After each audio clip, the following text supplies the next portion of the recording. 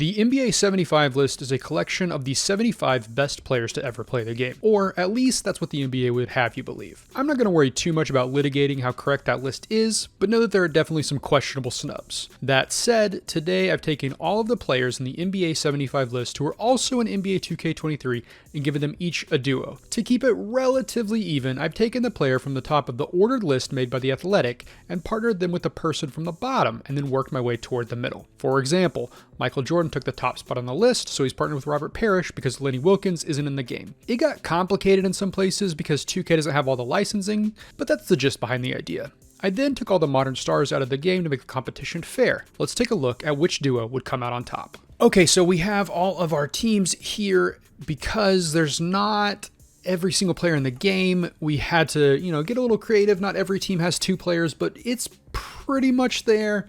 So what we're doing is we're going off the Athletics rankings. So if you disagree with me on how these teams are matched up, you really are disagreeing with the Athletic, not me. So go ahead and get mad at them. So like, for instance, Michael Jordan, the #1 player of all time. I don't think anybody's going to debate that too much. And Robert Parish was ranked as the 75th player of all time. Now, the reason this gets interesting, right, is because certain players, like if we go through here, like Pete Maravich, right, 74th. Actually, I think Lenny Wilkens isn't in the game, so I think technically Pete Maravich is 73 overall, but he is actually ranked higher than Robert Parish, which actually I guess that makes sense. That's not a very good example. It's very confusing. Anyways, basically what I did is for the most part, we went in order. So like LeBron is #2, Jordan's #1, and then we have to skip over Bob Cousy because I, had to get a little creative as I was doing this. Kareem is #3, Bill Russell's #4, Magic Johnson #5, then Wilt, Scott, Larry Bird, and so on and so on. So some of these teams kind of like, you'll see that a player pops up even though they're kind of out of position, or not out of position, out of ranking order. But anyways, basically what you need to know is we've paired up a person from the top of the list to the bottom of the list. Point being, we have all these teams together. I mean, I can go through this really quickly so you can see them all, but I don't want to spend too much time on it because I want to get to the games. So here we go. So there's team 1, Jordan and Parish, as we said before, LeBron and Pete Maravich, Cousy Harden, Kareem, Jerry Lucas, Bill Russell, Alex English. I'll just scroll through it. Y'all can read. Hopefully you're good enough readers. I saw something today that the average American is only 6th grade reading level, but hopefully I'm going slow enough that you can read all these as I speak. So basically what I'm going to do in this video, we're just going to do 1 season instead of our standard 5, just because these players are all kinds of different ages. And as you can see from all the rest of the teams, or all the rest of the players, that I have basically cut out all of the like starting, maybe not even starting, but like superstar level players out of the team. So it's really just these 2 guys and then a bunch of, I don't want to say scrubs. Well, I just saw Patrick Beverly, and Patrick Beverly is a scrub. But what I do want to say is like not the best players backing them up. So it's going to be really, really important on these 2 players, right? But we're just going to do 1 season because I want to get really in depth and do some extra editing than what I usually do. Just kind of practice for 2K24. I think it's going to be better video content. If you agree and you see it there, we're missing a player there. So J Kidd is on his own with Eric Gordon. But if you agree and you like what we do in this video, because we're going to have a bunch more gameplay. This team doesn't have anybody, just had to have a team to make it even. But if you agree, you like what we're doing in the editing, please let me know in the comments. I'm trying something new out with this video, so hopefully it goes well. We'll see how it goes, but that should be all the teams. Hopefully you have read them all. And now we're going to go and start simming. I will see you, I guess, at the end of the season. This is simulating. I'd want to pop in and say that I did turn off injuries, partially. So, what? How we have injury issues? Oh, it's healed. But basically, I just don't want to have to deal with it, so we're just going to cut that out completely. We don't have to worry about it. But anyways, let's get to the playoffs. All right, I know I said we'll see you at the playoffs, but I did want to go ahead and show you the All-Star teams just here real quick. Let me move my camera just so you can see a little bit better. So yeah, so here is what the All-Star teams look like this year. I mean, it's a lot of like the players you would assume, right? But I thought it would be interesting for you to see who made it out of this list of like all the All-Stars ever. All right, so here we are at the end of the season. MJ is your MVP, so out of all the players, he is the best player. Not too big of a surprise there, I guess. Your rookie is Chet Holmgren. He is still in the game because he was, rated relatively low, but whatever. Ben Simmons is your 6th man of the year. Bill Russell gets Defensive Player of the Year. 4 blocks and 15 boards in the modern NBA is wild. This guy is your most improved player, mostly just, I'm sure, from minutes. And then Nick Nurse, Bradford Pickett are your executive and coach. It looks like no team won more than 60 games this year, so there's that. All right, so pretty much like a who's who. A little surprising to see Bill Russell, right? You'd probably think like a Wilt, maybe a Shaq, but Bill Russell does win that award, or does win first team All-NBA at the center position. Second team, again, most of the names you would expect. I mean, maybe some of our younger fans don't know Bob Pettit as well as they should, but he is here on second team All-NBA. Third team, again, I'm surprised Jason Kidd isn't higher, actually, since he's the only star player on his team, but still, mostly the guys you would expect here. Then we could get a defensive team. No, what I was kind of hoping is a scrub would make one of these lists, and it doesn't look like none of them have made it. No scrub made the list. That's too bad. Although a lot of rookies are here because, they're the only players that stuck around because they're lower rated. Okay, here's where things are going to get interesting. In a battle between two massive front courts, the Pelicans duo of David Robinson and Bob McAdoo hold a 3-1 series lead against Moses Malone and Dwight Howard of the Denver Nuggets. Late in the fourth quarter, the Pelicans hold an 11-point lead with Bob McAdoo at the line to ice it with some free throws. He drops the first one to put him up by 12 and goes perfect from the line. It's a 13-point game. Can Denver make a comeback? Bob McAdoo gets the ball deep in the post against Christian Brown. It's a big mismatch for McAdoo, and he makes easy work of it, going for the deuce and putting the game nearly out of reach. With the game basically out of reach, Denver is going to need a miracle from its scrub players to have a chance to win this one. And it is too easy for Bob McAdoo. He is dominating this game down the stretch. And there you have it, folks. McAdoo's 32 points are simply too much for the Nuggets to overcome, and the Pelicans are the first team into the second round. Dwayne Wade and Willis Reed's Timberwolves absolutely dominate Hakeem Olajuwon and Carmelo Anthony's Utah Jazz, even though Olajuwon drops 44 points. And we have to point out that Nickeil Alexander-Walker actually outscored D. Wade. So this team is rolling as we head into the second round for the T-Wolves. LeBron James and Pistol Pete Maravich have a 3-1 series lead against the underdogs, who just have Jason Kidd. Can the Barons put away the sound and go into the second round? All right, LeBron drops 37 points. The Barons are just too much, winning by nearly 30 points to send themselves to the second round. It is just not enough from Jason Kidd. And the Sound, they do not have the horses to compete. Pistol Pete and LeBron and the rest of the Barons are going to go play, I believe, the Timberwolves? Elgin Baylor and Ray Allen's Toronto Raptors hold a 3-2 series lead over AI and Scottie Pippen out in Pittsburgh. Can they finish this series out and become the first team out of the East to make it to the second round? It looks like Toronto is going to ride Ray Allen's 30 points to a very easy 11-point victory over Pittsburgh and be the first team out of the East to go to the second round. We'll see who they're going up against very shortly, but let's give them their chance to do a little celebration. Oh, look at Elgin Baylor rubbing some salt into the wounds. And there they go. The Raptors celebrate their victory. They are moving on. They're going to face somebody. We don't know who yet, but they're going to face somebody in the second round. All right, MJ's 76ers, joined by Robert Parish, of course, are going into Game 7 against T-Mac and Julius Erving for the Indiana Pacers to see who's going to make it to the second round. Who's going to make it out? It's anybody's guess, but I would probably bet on MJ. Like I said, you always want to bet on Michael Jordan. He drops 31 points, but more importantly, holds T-Mac to below 40% shooting and leads his team to a 26-point victory? Yeah, so the 76ers are moving on to the second round. No real surprise there. The big thing for them is that they do have some decent size, so the inside-outside combo really helps them. Robert Parish, 16 rebounds, 17 points, and there you go. That is the 76ers through to the second round. A big victory for Philly. Hopefully they can continue it. At least, hopefully if you're an MJ fan, I guess for everybody else, maybe you don't want him to win. I don't know. All right, let's move on to see the next team. All right, we got another Game 7 cooking. This time it's Jerry Lucas and Kareem Abdul-Jabbar's Chicago Bulls versus Tiny Nate Archibald and Shaquille O'Neal's Atlanta Hawks. This series has been up and down. I have been paying attention to it quite closely because Shaq has come through in the clutch several times. In fact, I think the Bulls had a 3-1 series lead at one point. So let's go ahead and see if they can finish it out or if the Hawks are going to make the big comeback and go on to take on Elgin Baylor, Ray Allen, and the Toronto Raptors. Well, I talked up Shaq's ability to come through in the clutch, and unfortunately his team has lost by 20 points. Although I will say, very surprising that a quote-unquote scrub, Kobe White, is leading the Chicago Bulls in points today.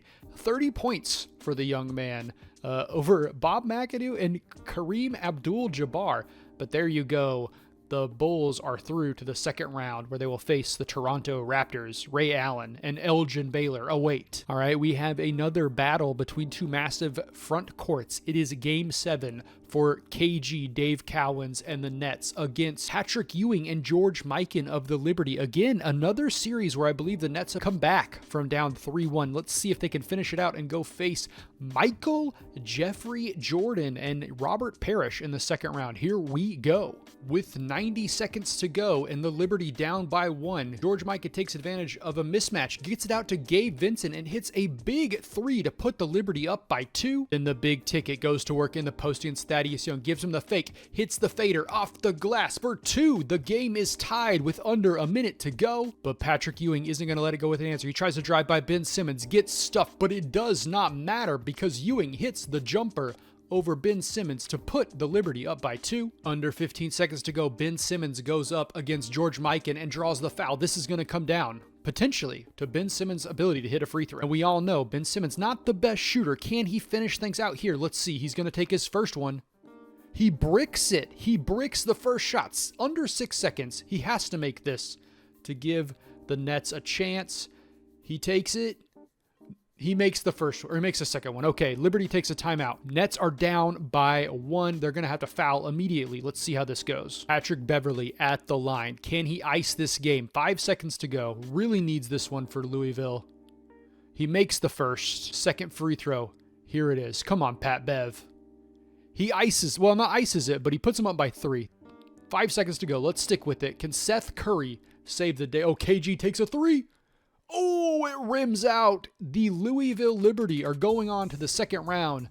Kevin Garnett and Dave Cowens are out of the playoffs. The big ticket cannot finish it. He had a good look there at the end, but, you know, he's not much of a three-point shooter, so can't really get too. Would have rather had it gone to Seth Curry, I think. All right, in the last matchup of the first round, we're going to Game 7 between Chris Paul and George Gervin's Golden State Warriors and Oscar Robinson and Dennis the Menace Rodman's Sacramento Kings. The Kings have been down quite a bit in this series, but they've come back. Can they claw their way into the second round against the David Robinson, Bob McAdoo Pelicans? Let's find out. All right, no game film from this one because it was such a blowout. And honestly, I felt a little bad for the Sacramento Kings, so I just let them get out of here with a loss. So the Admiral and Bob McAdoo's Pelicans have a 3-2 series lead over Chris Paul and George Gervin's Warriors. Can the Warriors bring it back, or will the Pelicans be the first team to make it to the Western Conference Finals?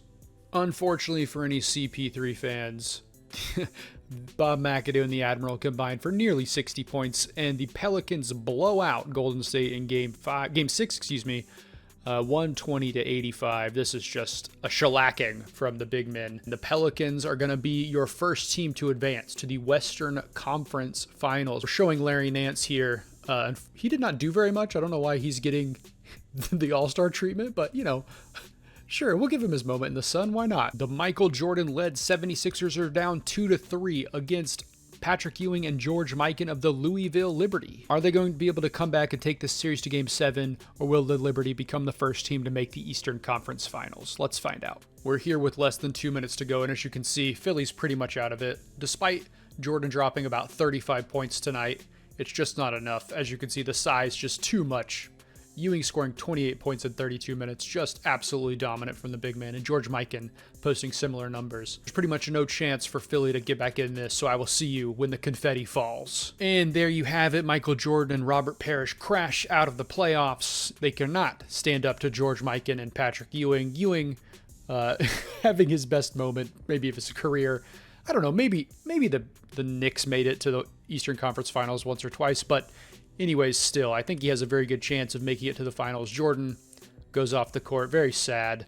He's not used to this, right? Michael Jordan not used to losing much in his later career, but he's going to regroup and come back for a non-existent second season, and I'm sure he'll dominate the league the second time out with Robert Parish at his side. But there you have it. The Liberty win, an expansion team making it through to the Eastern Conference Finals. Let's see who they're going to play. Ray Allen and Elgin Baylor's Raptors hold a 3-2 lead over Jerry Lucas and Kareem Abdul-Jabbar's Chicago Bulls. Can they meet the Louisville Liberty in the Eastern Conference Finals? Let's find out. Toronto is trying to pull away late, but Tyler Johnson pushes through contact, hits a 2, and brings the Bulls back to within 5. Late in the fourth quarter, Kareem passes out of the double team to Tyler Johnson, who takes a 3, but bricks it.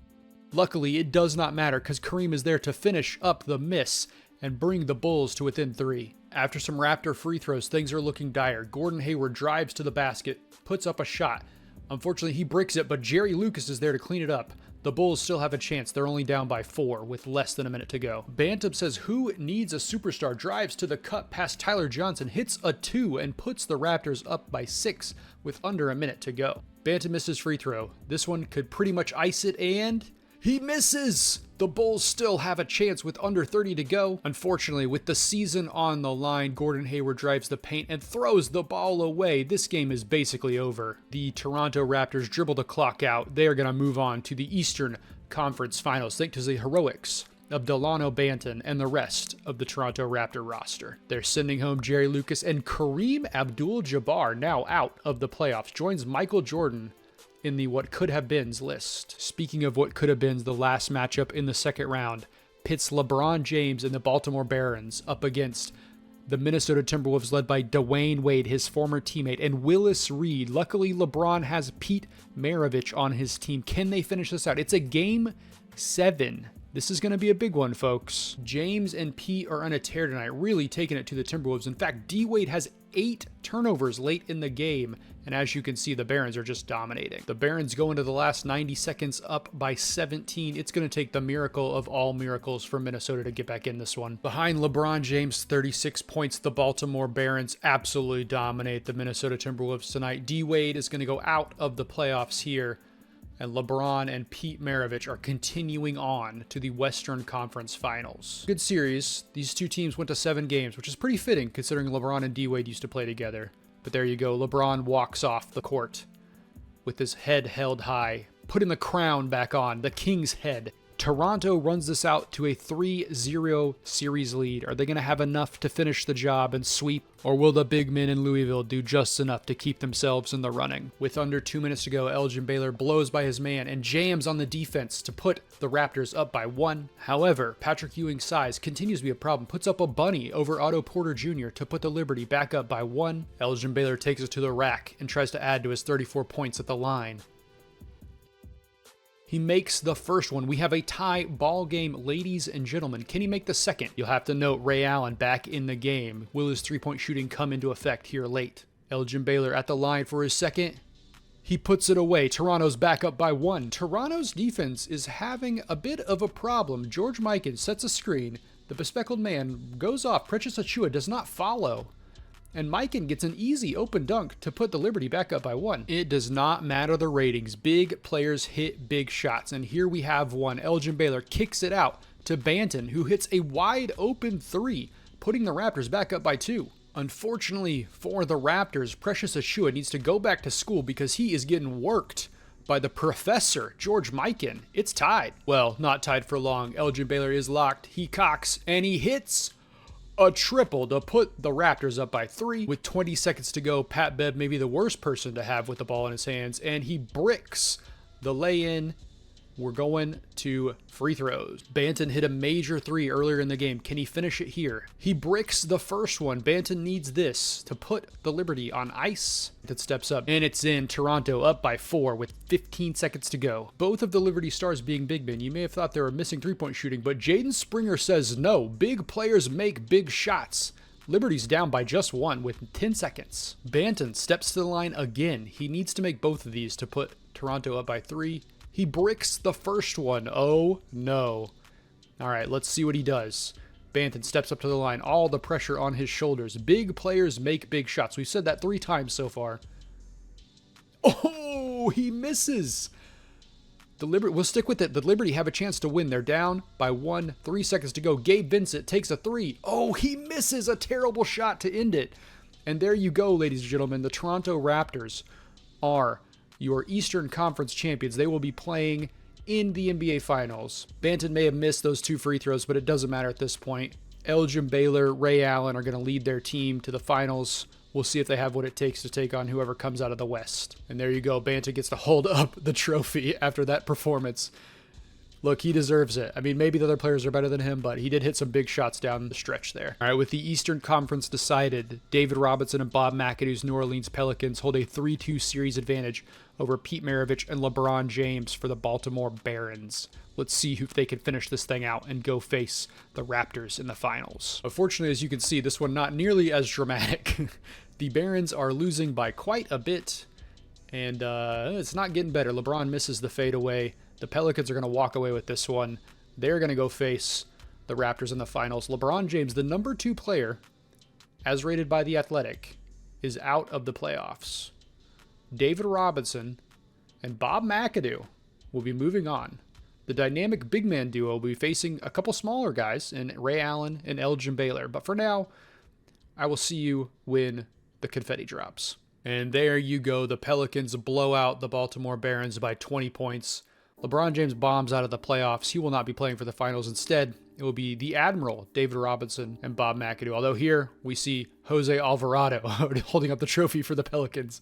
Love to see that from the little guy. All right, let's see who wins this whole thing. All right, the Raptors have exploded out to a 3-0 series. Ray Allen and Elgin Baylor, potentially too much for David Robinson, Bob McAdoo to handle. Let's see if they can finish this thing out, or if the Pelicans can claw one back. All right, we're here at the very end of the game. The Raptors have pretty much dominated this one throughout. You might be wondering, exactly how have they gotten this lead? Well, it's actually pretty simple. Let me just go show you the box score real quick. We're not going to get a lot of highlights from this one, unfortunately, which sucks because it is the last game, but here's how they've been winning. That's right, Elgin Baylor's going to drop, or Elgin Baylor, Ray Allen is dropping almost 60 points tonight. Wow, what a game to finish this thing out. 60 points to close out the NBA Finals. Here we are at the end. It's been a pretty good save. Had a lot of fun. I hope you guys like the additions of the gameplay. Of course, with this final here, we didn't get what I'd like to see, which is, a close game at the end so we can get clips from it. But, what can you do? If you prefer this style, please let me know in the comments. I think I'm going to continue doing it because honestly, watching these games is more fun anyways. And hopefully it looks better for y'all. It's a bit more interesting of a viewing experience. But again, let me know if you prefer the other way. I just like to kind of judge as we head into 2K24. This should be the last video I put out, I think. Oh, come on, go for 60, baby. Let's go, Ray. Come on. Oh, he misses. I was really hoping he gets 60. Yeah, this is the last 2K23 video I'll probably put out. It's a long form video. I'm sure I'll put out a couple clips for the end here, but I really want to get my style of editing kind of locked in for 2K24. So if you like this, please let me know. I don't usually ask for comments or likes or subscriptions. I feel like if you made it to this point in the video, you're probably a diehard. So let me know if you prefer this style, please. And I'm going to continue it whether you like it or not, I think, but it would just be good to know what people think. So please respond if you want to. If not, I hope you enjoyed the video. We will go ahead and get to the celebration here in a second. I've had fun. Hope you had too. So see ya here in a minute. And there you have it. Toronto sweeps the Pelicans. They have become the NBA champions. Ray Allen and Elgin Baylor have done it. Their ridiculous ability to score the ball has won out, which kind of makes sense, I guess. Again, this is, very much a weird thing. But one, they have really good shooting, which is very important in the modern NBA. But also on top of that, I think that one thing that I was kind of interested to see is if the top end players would do better than people from the middle. So what I mean by that is obviously Michael Jordan, the best player in the game, right? But he's going to have to partner with someone lower down the list. Whereas Elgin Baylor is the 23rd player in the game. So he gets a partner who is 52. So if you're kind of stuck in the middle there, I think you have a little bit better of a chance to have a more well-rounded team. And as it was proven here, that did end up being the case. So we'll watch the celebration here. Who's going to lift the trophy? It's got to be Ray Allen, right? He had 58 points tonight. An incredible performance. Here's David Stern. He left the 2K Community Day. He's going to come hand out the trophy. Who's he going to give it to? Come on, Dave. Give it away. Stop your talking. We just want to see who it goes to. Here we go. Here's the moment. Oh, does he give it to the coach? Oh, he gives it to the coach. I've never actually watched this scene before. I've done so many saves, seen so many people win championships. I've never actually seen this scene. Okay, here we go. Is this the... Okay, so this is the Finals MVP. Finals MVP goes to Ray Allen. Deserved, I think. Almost 60 points in the clinching game, so that's a big one for him. All right. Oh, he's not the MVP. What? Okay, so they gave it to Ray Allen, but Elgin Baylor averaging 27, 11, and almost 9 assists per game, so a great series from him. It's almost NBA 2K24 time, everybody, so get excited. It's coming in. As of recording this, it's coming in less than 2 weeks. As of it going up, it will be out later this week, so you'll be seeing it in like, I don't know, 3 days from now. So get excited. 2K24 is here. There's a bunch of cool stuff coming, I'm sure you know by now. If you haven't, go read the dev blogs, especially for my team. The stuff that's coming out is pretty cool. I think personally, I'm not going to say it here because technically it's under embargo, although you're not going to see it. It doesn't matter. Anyways, I'm going to get out of here. Hope you had a good time. See you later. Goodbye. Oh.